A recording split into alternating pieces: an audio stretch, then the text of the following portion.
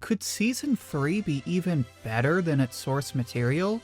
In the last season, TMS went above and beyond by adding tons of filler moments and additional backstory that honestly made Season 2 a better experience than the manga.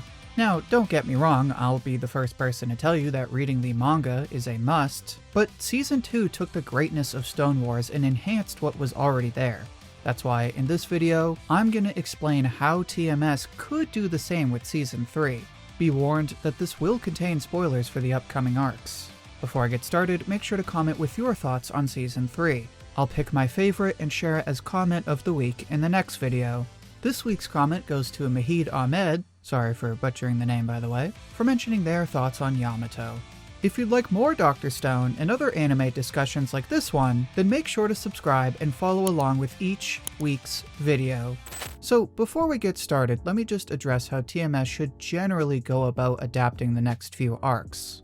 Basically, they should do exactly what they did in Season 2. Take the genius writing that's already there, and just find little ways to make it better. In other words, and I cannot stress this enough, please TMS, pretty please with sprinkles and hot fudge on top, do not change the canon story. Excuse me if I'm being a bit extra here, but I won't stand for one of my favorite anime turning into a complete dumpster fire. I'm sure you've had this happen enough times with some of your favorite anime to know exactly what I'm talking about. But Ouji, you the precious viewer might be thinking, you're telling me there's nothing in the canon story worth changing? My answer, dear viewer, is a simple no. I made sure to reread Age of Exploration and Treasure Island, and at least from my perspective, there's nothing in the canon story that should have been done differently. By all means though, if there's anything you can think of, like, I don't know, Hyuga siding with Mozu or Ibara being a woman instead of a man, then just let me know in the comments. But just because I don't think the story should be altered doesn't mean it can't be improved. Which brings me to my point about how TMS killed it with Season 2. If you haven't seen my video already, I recommend checking that out later for a more in-depth look at exactly why Season 2 was adapted so well. The basic idea though is that, instead of trying to change the story, TMS added little bits of filler here and there to flesh out what was already a great arc. And that's exactly what they should do again in Season 3. I know saying a studio should improve an anime by adding filler probably has you checking for frozen lakes of fire and flying pigs, but just trust me on this one. So, where could we use filler? Well, a great place to start would be the first episode. In Season 2, the first episode was always going to be a bit tricky, considering Season 1 had ended right in the middle of a chapter. Luckily, TMS managed to take the situation and create one of the best recap episodes I've ever seen. After a brief recap, fans were given an anime-exclusive experiment as filler. Of course, you and I know that calling something anime-exclusive really doesn't mean that much. I mean, does calling the Bound arc of Bleach anime-exclusive make it sound any better? Probably not. But it's not just the fact that the freeze-dry ramen was anime exclusive. What made it fun was that it actually tied into the main story and gave us an inside look into something that the manga just never explored. And this is exactly what I think the first episode of Season 3 should be. Considering that this episode will probably only adapt one chapter, where Season 2's first episode adapted 1.5, there's even more of a need to use filler in this episode. Now, what should that filler be? Personally, I think it should be another bonus experiment for some kind of toy or game. Not a freaking PlayStation, but you know, something that would blow away the villagers. Although, could you imagine if these guys got PlayStations before most of us did? Anyway, that's beside the point. This all would make sense considering Senku said he wants to bring back modern entertainment, and it would even tie in later when they start selling manga and cotton candy. It honestly doesn't even need to be a game. Just something from the modern era that reminds viewers we've entered a new age of science. But that's not the only kind of filler from Season 2 that should be used in Season 3. TMS should also include some well-needed flashback filler. In Season 2, manga and anime fans alike were blessed with extended flashbacks for Tsukasa and all the new characters. It's probably the biggest reason why I tell people they have to watch Season 2. You'd get the same basic idea in the manga, but the anime builds off of that material in a way that just makes it so much more engaging. On that note, there's 3 areas in the Age of Exploration that could definitely benefit from extended flashbacks. The most important of which is Minami. Like the other Tsukasa Empire characters, Manami is someone that eventually becomes a huge part of the Kingdom of Science. In fact, she's one of the biggest MVPs in this arc considering she helped revive Ryusui and Francois. On top of that, Manami slowly becomes our sort of narrator for this arc, cataloging all the fun moments between the characters and taking the iconic picture of the Perseus. So it's only natural that such an important character would get an extended flashback.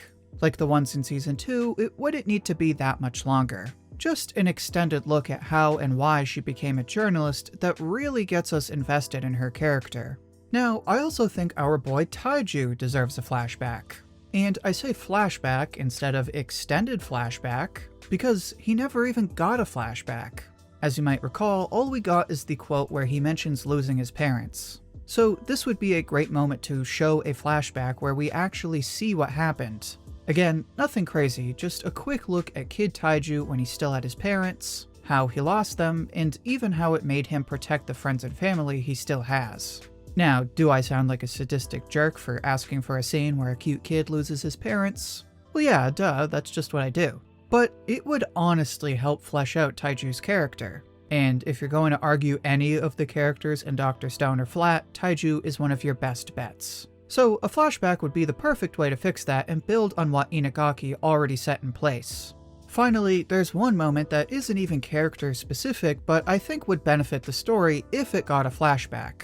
Specifically when Turquoise, aka my wife and one true queen of Dr. Stone, tells the older villagers not to dwell on the past food shortages. As soon as Kohaku begins explaining how the village had some bad years, it would be a great opportunity to drop a quick flashback showing us what actually happened.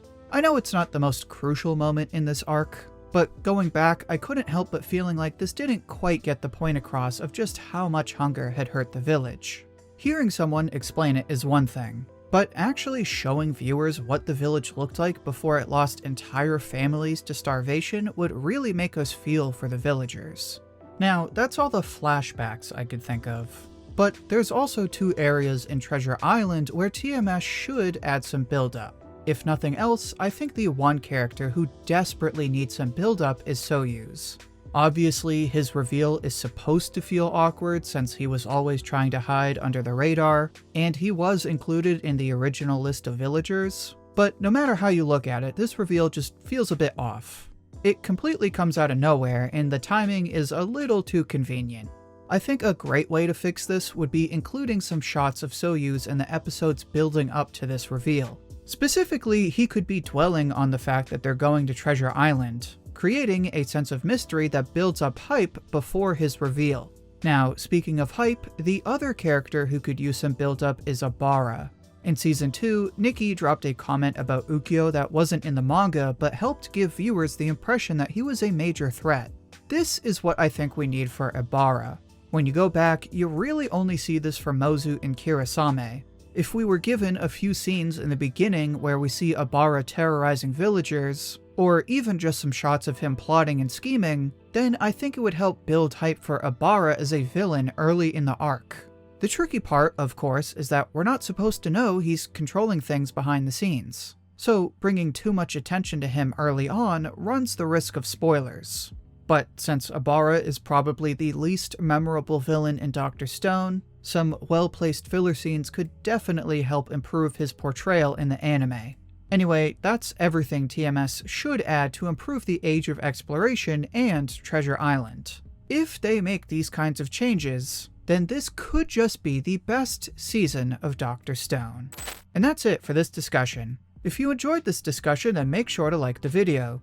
Don't forget to comment with your thoughts down below. And if you'd like more Dr. Stone and other manga discussions like this one, then make sure to subscribe and follow along with each week's video. Thank you for watching, and I hope to hear from you soon.